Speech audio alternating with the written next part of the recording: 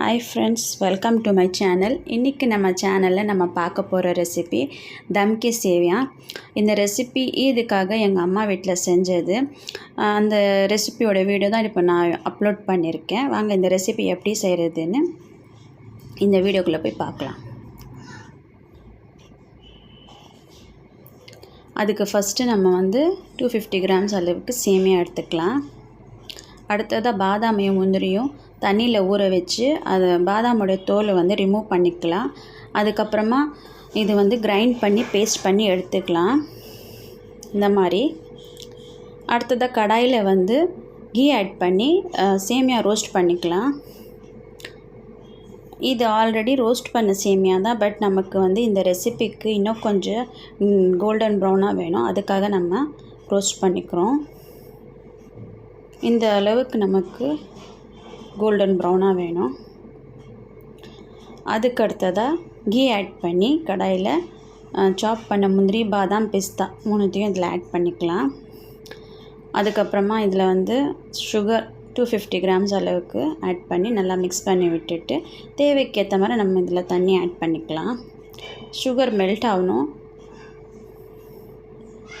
நல்லா sugar melt ஆன பிறகு நான் இதில் கலருக்காக கேசரி பவுடர் ஆட் பண்ணியிருக்கோம்.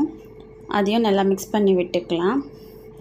சுகர் மெல்ட் ஆன உடனே நம்ம வறுத்து வச்ச சேமியா இருக்கு இல்லையா, அதை இதில் ஆட் பண்ணிக்கலாம். இப்போது தண்ணி அளவு பார்த்திங்கன்னா சேமியா இதில் டிப் ஆகணும்.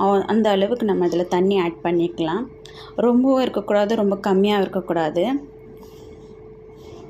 டிப் ஆகிற அளவுக்கு நம்ம இதில் தண்ணி ஆட் பண்ணிவிட்டு அதுக்கடுத்தது நம்ம அரைச்சி வச்சோம் இல்லையா பேஸ்ட்டு, பாதாம் முந்திரி பேஸ்ட், அதையும் இதில் ஆட் பண்ணிவிட்டு இன்னும் கொஞ்சம் தண்ணி லைட்டாக ஒரு அரை கிளாஸ் அளவுக்கு ஊற்றிட்டு இதில் நமக்கு சர்க்கரை பத்தலை, ஸோ நம்ம இன்னும் கொஞ்சம் ஆட் பண்ணிவிட்டு அதுக்கு மேலே இனிப்பில்லாத கோவா ஆட் பண்ணியிருக்கோம்.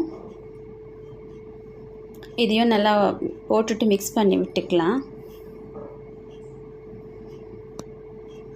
இப்போ கோவா ரொம்ப மெல்ட் ஆகக்கூடாது, அங்கங்கே தெரியணும், அந்த மாதிரி இருக்கணும். ஸோ இந்த அளவுக்கு இருக்கணும்.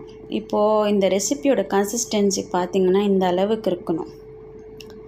இந்த மாதிரி இருந்தாக்கா போதும். இப்போ நம்ம இந்த சுவிட்ச் ஆஃப் பண்ணிவிட்டு சர்வ் பண்ணலாம். இந்த ரெசிபி பிடிச்சிருந்ததுன்னா லைக் பண்ணுங்கள். கண்டிப்பாக என்னுடைய சேனலை சப்ஸ்கிரைப் பண்ணுங்கள். நல்லா இருந்ததுன்னா கமெண்ட் பண்ணுங்கள், ஷேர் பண்ணுங்கள் இந்த ரெசிபியை.